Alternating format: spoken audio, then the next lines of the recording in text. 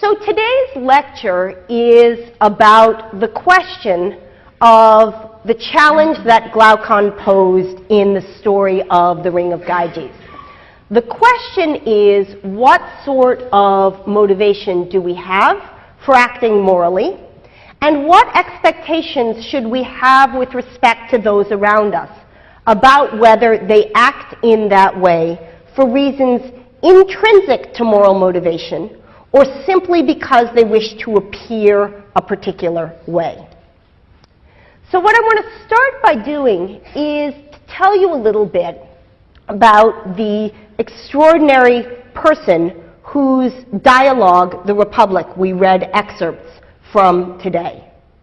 It's hard to overestimate the influence of Plato on the Western intellectual tradition. There is no educated person in the Western world in the last 2,500 years who wasn't influenced in some way or another by the thoughts and by the framework of understanding that Plato provided for us some 2,500 years ago. Plato was an extremely interesting figure. He was born into an aristocratic family in Athens.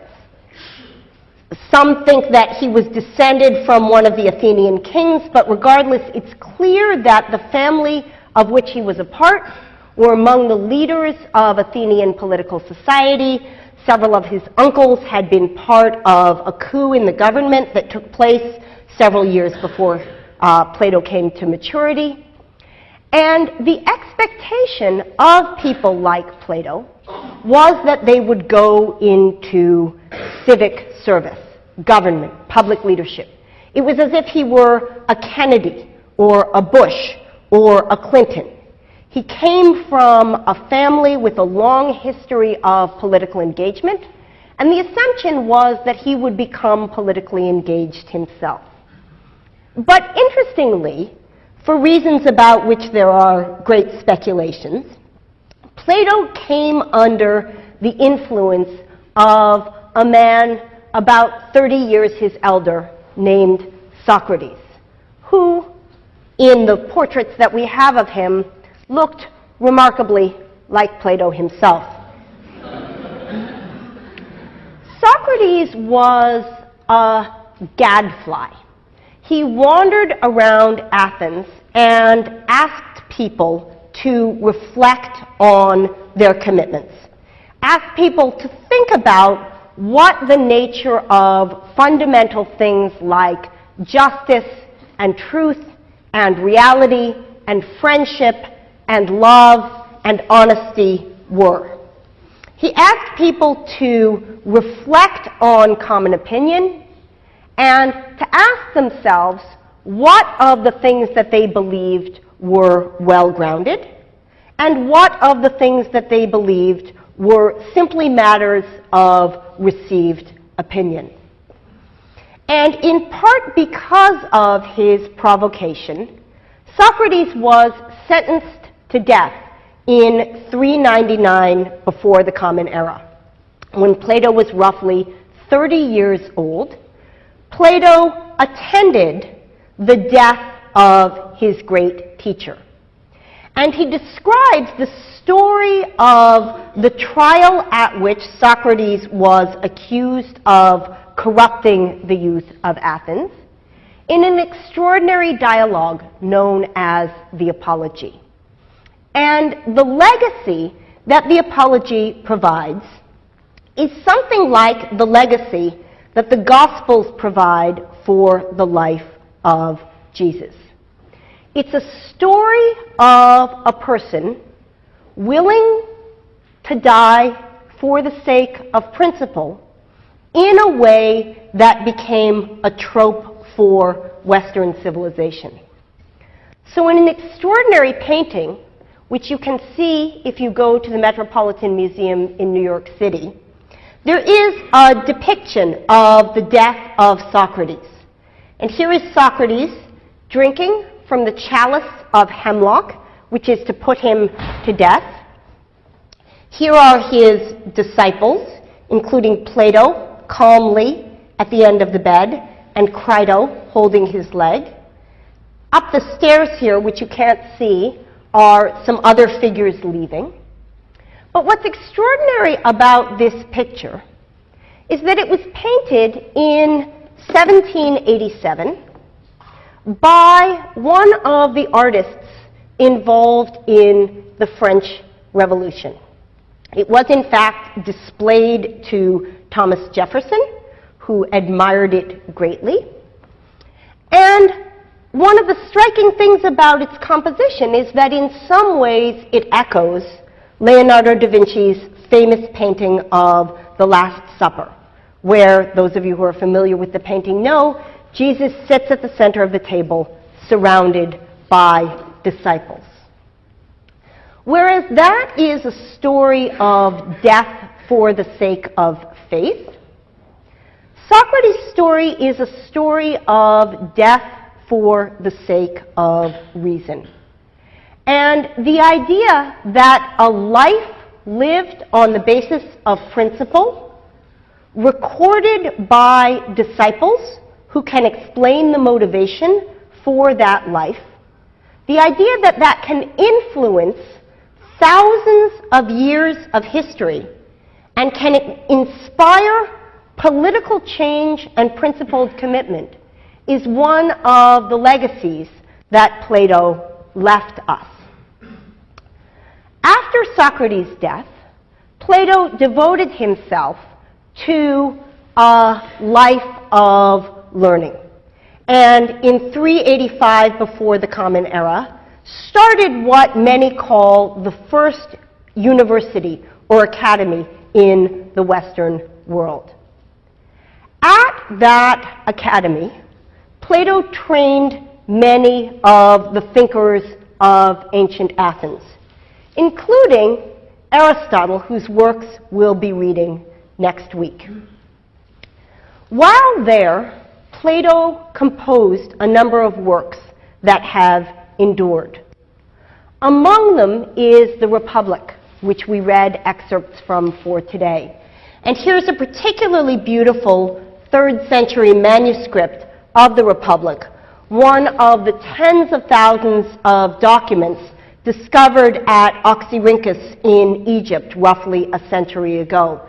And I've put the spelling up there so that those of you who are intrigued can go and read about the story of the Oxyrhynchus papyri, which is one of the most incredible detective stories of discovery of a huge trove of documents.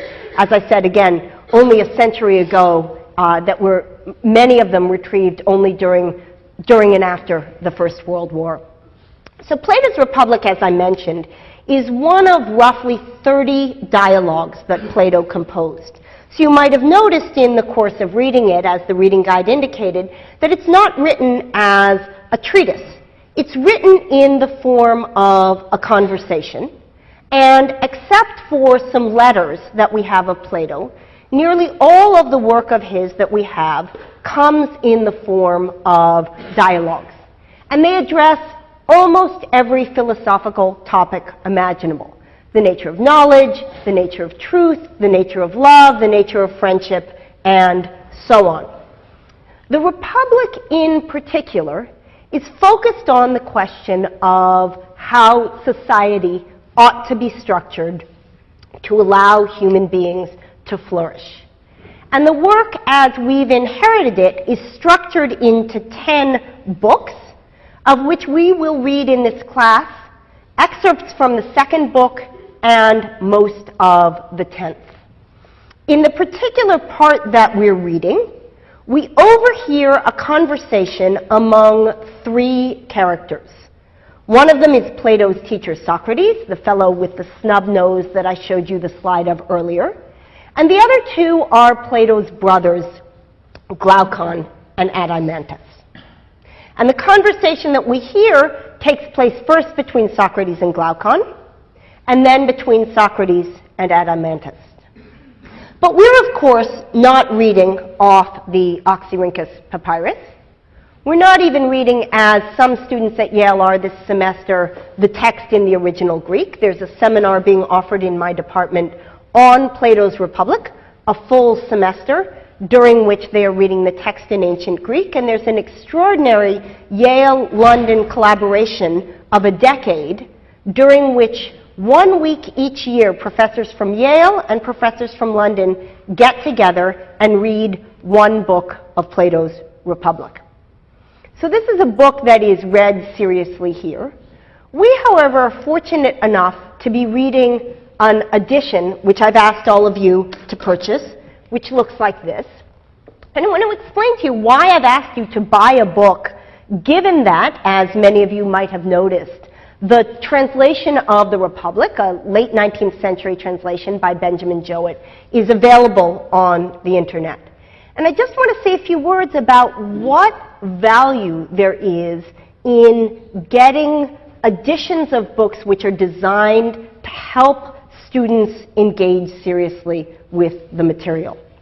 So in the copy of the Republic that I've asked you to purchase, there are extensive introductory materials. There are extraordinarily helpful footnotes. There's an annotated bibliography in the prefatory material that tells you what books to look at if you're interested in Plato. There's an incredibly valuable index. And in the margins are what I've told you are called Stephanos numbers, which allow you to make reference to any other translation. So let's now move to the substance of the material that we read for today. What is it that Glaucon, Plato's brother, is seeking to do in the course of his conversation with Socrates? There are 3 questions that Glaucon wants to answer.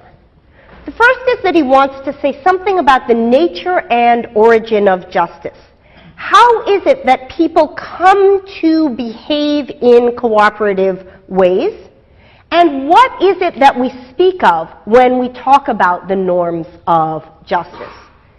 This is a topic that we'll discuss when we get to Hobbes, and so I'm not going to say more today about the particular argument that Glaucon offers there. What I want to focus on instead are 2 things, Glaucon's second and third question. The first is Glaucon's claim that people act justly unwillingly, that the only reason people act and conform with the laws of morality is because they will gain good reputations thereby.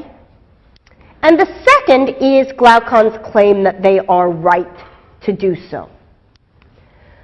So the text begins with a fundamental contrast, one that is useful not only in the context of Glaucon's discussion of justice, but one that is fundamental throughout Plato's work. And that's the contrast between the way things seem and the way things are. And it's a crucial insight to recognize that seeming and being can come apart, and that in some cases our concern is with the way things appear, and in other cases our concern is with the way things are. So the text actually begins with a challenge that Glaucon raises to Socrates. He says, do you want to seem to have persuaded us that it is better to be just than unjust, or do you want truly to have persuaded us? And clearly Socrates' goal is the latter. He wants to engage in true persuasion. This theme of seeming versus being is then taken up by Glaucon, who asks Socrates the question whether there's value in being just, or whether the value of justice comes merely from appearing to be that way. So we find a contrast in the opening pages between 3 kinds of value that things can have. Things can be intrinsically valuable, valuable as ends in themselves, valuable for what they are. Socrates gives the example here of things like joy and harmless pleasures. These are things we value not because of what they provide in addition, but things that we value as ends in themselves. There are, by contrast, things that are merely instrumentally valuable. Things that are valuable as means. Things that are valuable in enabling us to do something else, or in seeming to be a particular way. And into this category fall things like money, which is valuable, let me remind you, not as an end in itself, but as a means to other ends. And, for example, things like seeming dangerous. If what you're trying to do in an evolutionary sense or as a nation is to prevent others from attacking you, doesn't matter whether you are dangerous. What matters is that you seem dangerous. And there are, of course, things that are valuable for both reasons. Things like, Socrates says, sight, which we value both because it enables us to do things and because it brings pleasure in itself, or health, or learning, or knowledge. And the question which Glaucon and Socrates are disputing is into which category justice falls. Now, if we had our clickers, this would be a chance for me to re-engage all of you by asking you into which category Glaucon thinks justice falls and into which category Socrates thinks justice falls. But in our last low-tech day, I will instead ask you to raise your hands. Into which of the categories, intrinsically valuable, instrumentally valuable, or both, does Glaucon think justice falls? How many think he thinks justice is merely intrinsically valuable? How many think he thinks it's merely instrumentally valuable? And how many think he thinks it's both? By contrast, Socrates, intrinsically valuable, instrumentally valuable, both.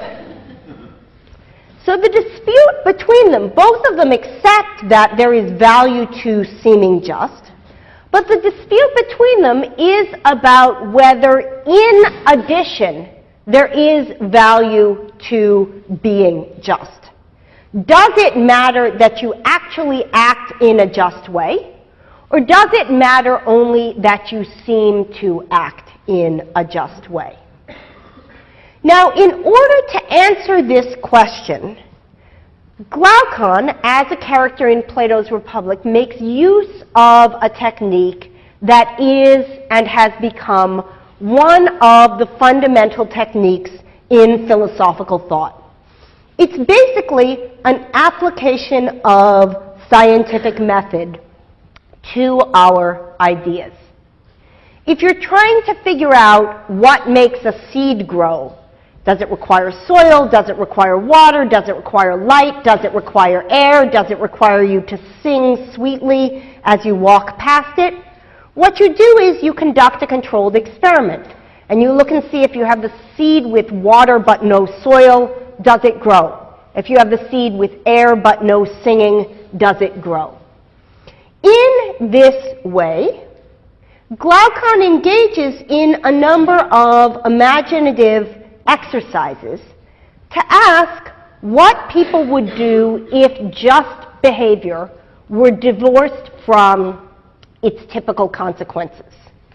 So he asks us to imagine somebody who acts either in a just or an unjust way, and to think about what their motivations would be if the consequences were one of a certain kind.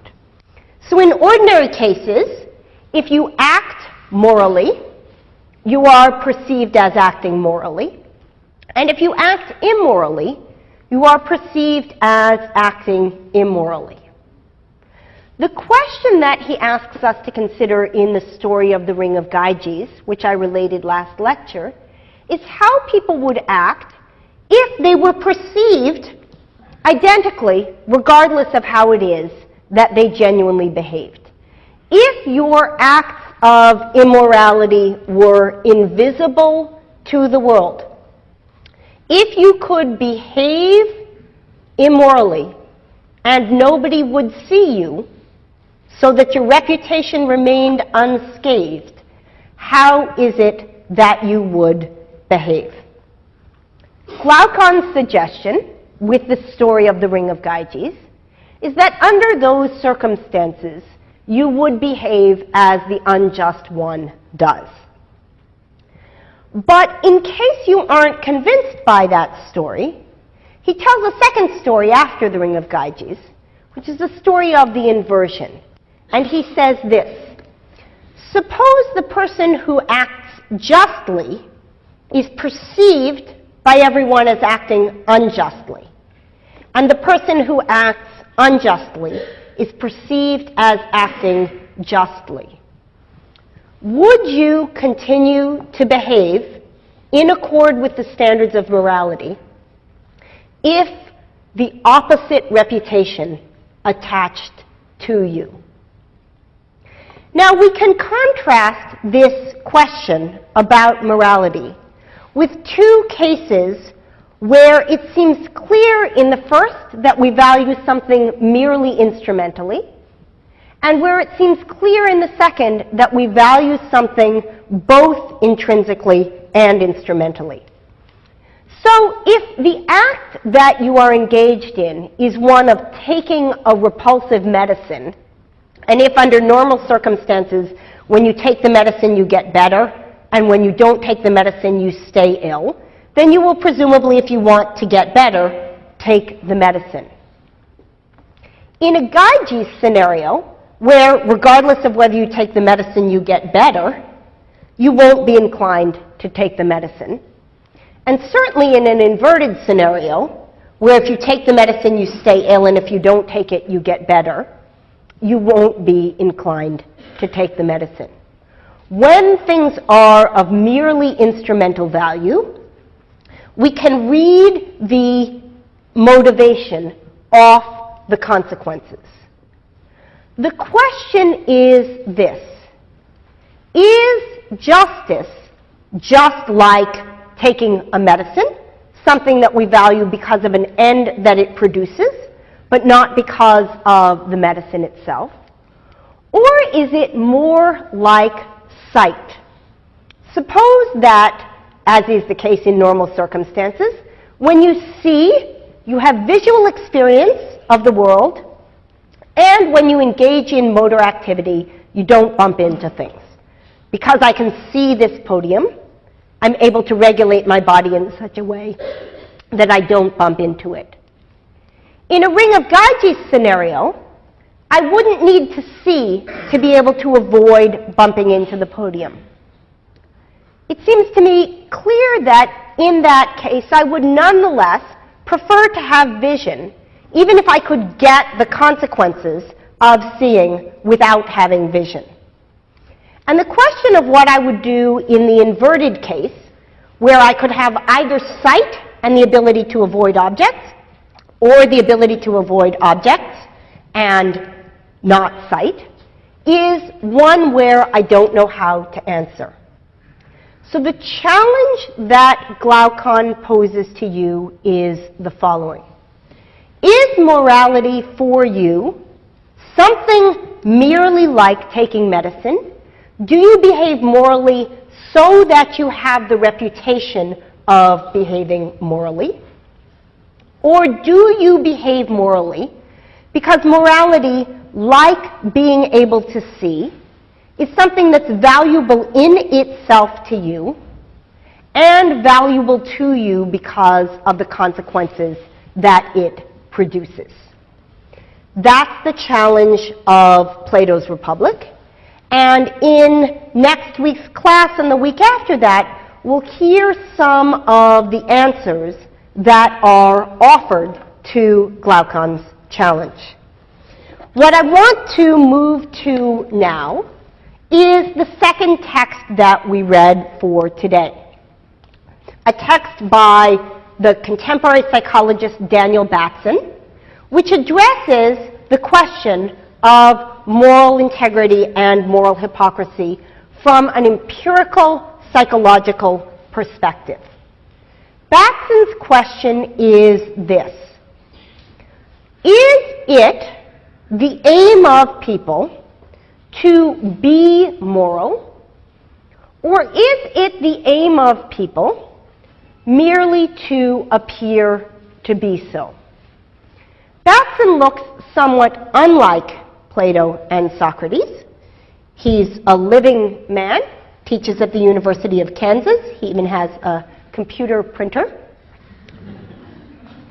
And in the work that we read for today, we get a description of empirical studies that Batson did on the question of how people behave when they think they are not being observed. How do they construe their actions to themselves? And what factors, if any, lead them to behave in more honest ways? So Batson presents subjects with a very simple experimental scenario. People who participate in his experiments come into his laboratory and are told that their job is to decide which of two tasks they are assigned to and which of two tasks a second person whom they won't be meeting will be assigned to. One of the tasks is fun and interesting, and each correct answer that you give provides you with a lottery ticket for a lottery in which you'll win a certain amount of money. And the other task is described as kind of dull, and each correct answer that you give will not result in your being entered in a lottery. So people are told you can decide to assign yourself to the fun, interesting lottery chance task and the other person to the boring, no lottery task. Or you can decide to assign the other person to the fun, interesting task and yourself to the boring, no lottery task.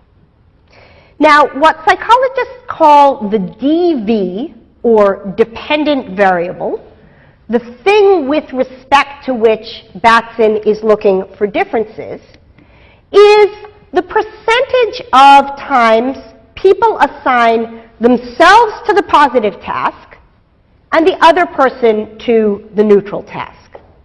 So if we were just doing it by chance, if you were literally just flipping a coin, what percent of the time would the self-positive task be assigned? What percent of the time would the person assign themselves to the positive task, hold up the number of fingers times 10 such that it would be that percent of the time?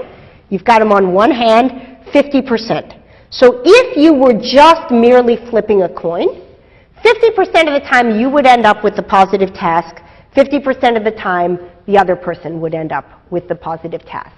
So that's one of the things that Batson is measuring in his studies. And the other thing that Batson is measuring in his studies is the point value that people assign to themselves with respect to how moral their action was. If they think their action was perfectly moral in making the assignment, then they give themselves a 9. If they think the action was perfectly immoral in making the assignment, they give themselves a 1. So those are the things that Batson is measuring. So that's psychology term number 1, dependent variable. That which you're looking to see differences among in your studies. Now, those of you who have taken psychology courses, who have had roommates who have taken psychology courses, know that when psychology studies are conducted, subjects are presented with what are called conditions.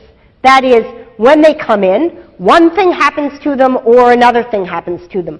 The bean that I described in the science study might be in the condition where it has soil plus water and no air, or it might be in the condition where it has soil plus singing and no water. Likewise, subjects in Batson's experiment might be in a case where they just come in and they're told there are these two possibilities. You can assign yourself positive or the other person negative, or they're told that they're in some sort of scenario where they can use chance to make the decision. Now, I asked you in the reading guide to try to understand the chart in which Batson presents his results. And what I want to do in the next few minutes of lecture is to explain to you what the extraordinarily interesting results that he came up with mean. So in the first condition, when subjects just come in and are told they can make the assignment however they want, 80% of subjects, 8 out of 10, assign themselves to the positive condition and assign the other character to the negative condition. Right? So 80% of people do the selfish thing, but they don't consider themselves to have done something particularly generous. They rate themselves at 4 on a scale of 1 to 9 with respect to morality. And those who assigned the other person to the positive condition rate themselves extraordinarily highly. They think they have done the right thing. Now, if you bring subjects into a room and you tell them they can flip a coin, but they don't have to, roughly half of them don't flip the coin. And among those half, 90% of themselves assign themselves to the positive condition. No surprise there. The next number is the one that gives us the surprising result. What happens when subjects come into the room, are told that they can flip a coin, and on the basis of that coin flip, assign themselves to one condition and the other person to the other? What happens is that upon flipping the coin, 90% of them assign themselves to the positive condition. Now, we all just held up 5 fingers of one hand. So what's going on here? Well, why don't you think about what would happen if you flipped a coin and it came up heads. What does heads mean? Heads. Heads must mean I assign myself to the positive condition and I assign my opponent to the negative condition. Comes up tails. Tails. Tails. That means I assign myself to the positive condition. I assign my opponent to the negative condition. But here's what's striking. 90% of the people flip the coin, assign themselves to the positive condition, and rate themselves as having acted in an extraordinarily moral way. 7 on a scale of 9 with respect to how morally they behave. And the one guy who actually did follow the coin flip gives himself a 9. All right, so Batson's worried about this, and so he says, okay, let me see whether I can control for that by actually not making the coin say heads or tails, but I'll make the coin say on one side self to positive, and I'll make it say on the other side opponent to negative. What happens in that case? What happens in that case is that 86% of the people who flip up the coin, when it says opponent to negative, do what? What would you do? You flip it again until it comes up. That's not the one that counts. The one that counts is, it must be the 14th flip that actually determines. And those people, again, rate themselves as having acted in an incredibly morally appropriate way.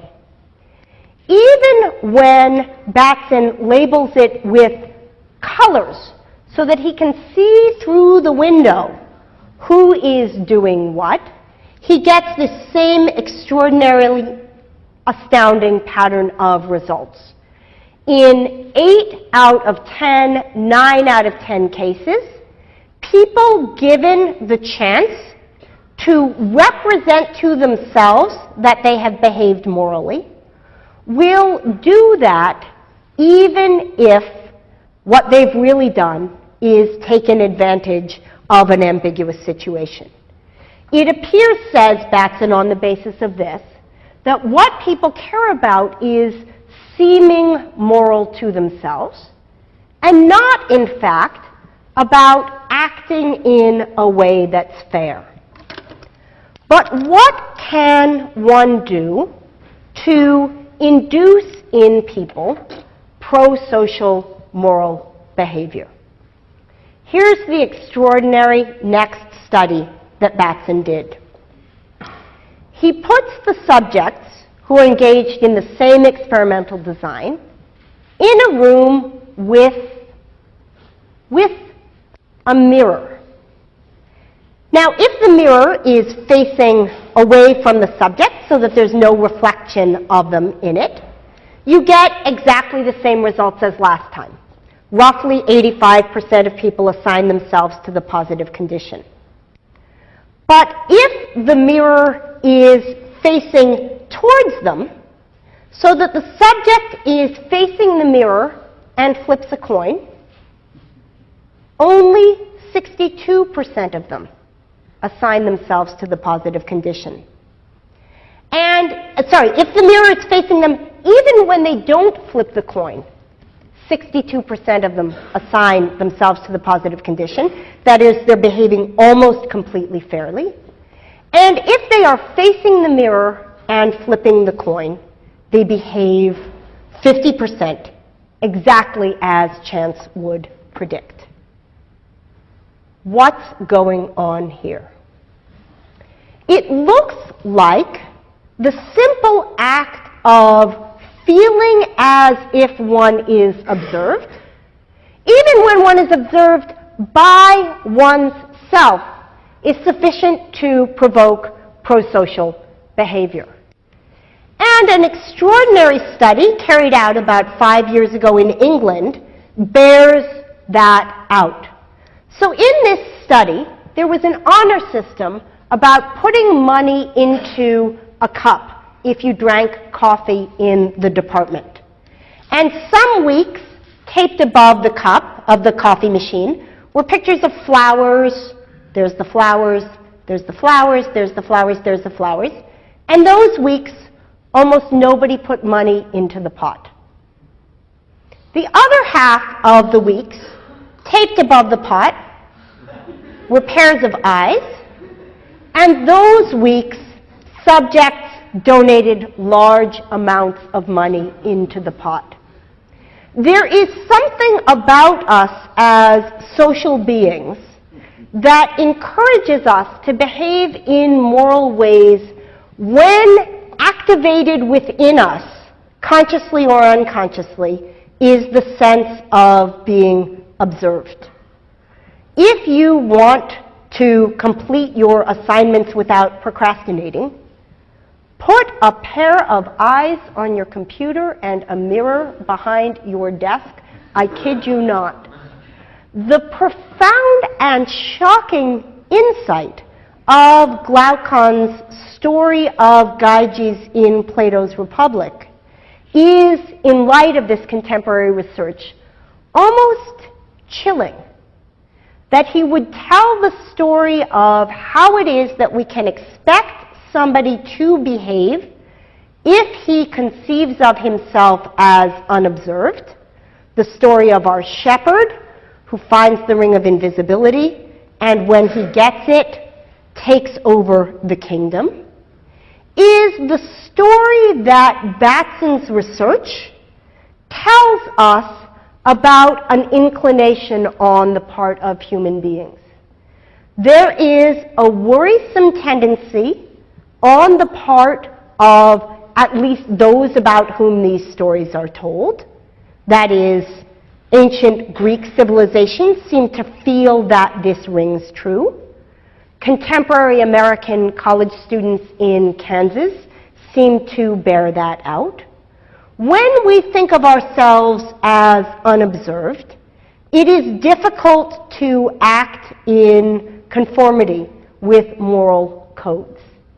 And the question which will reoccur throughout this semester, both in the unit on morality and in the unit on political philosophy, is the question of how society can be structured in such a way that there are the equivalent of eyes above our computers and mirrors in our rooms, so that we can act in keeping with rules that allow societies to provide the kind of stability that allows human beings to flourish.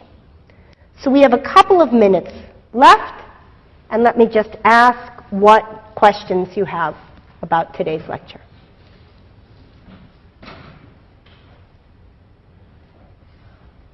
Silence. Question? When you talk about the consequences of justice and morality, it's only been talked about as the consequences of rewards for you. But is it a lot different when there are consequences somebody else might hurt? Good. So the question is, when I've talked about the consequences of morality, I've restricted discussion to consequences for you.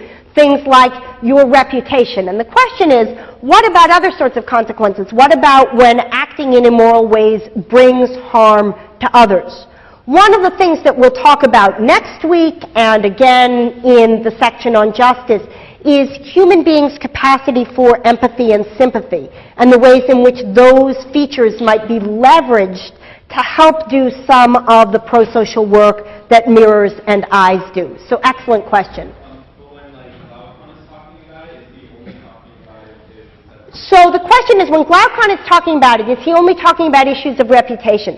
So there's a very interesting thing going on in Book 2 of the Republic. Glaucon and Adeimantus are taking on a conversation that Socrates has been having with Thrasymachus in Book 1 about reputation. So that's part of why that's being invoked as a reason. But there are also, you'll hear when Socrates gives his answer, it's about the integrity of the person who acts in moral or immoral ways. And what Socrates is basically going to go on to say is, it may seem to you like all you care about is what you appear to be to others.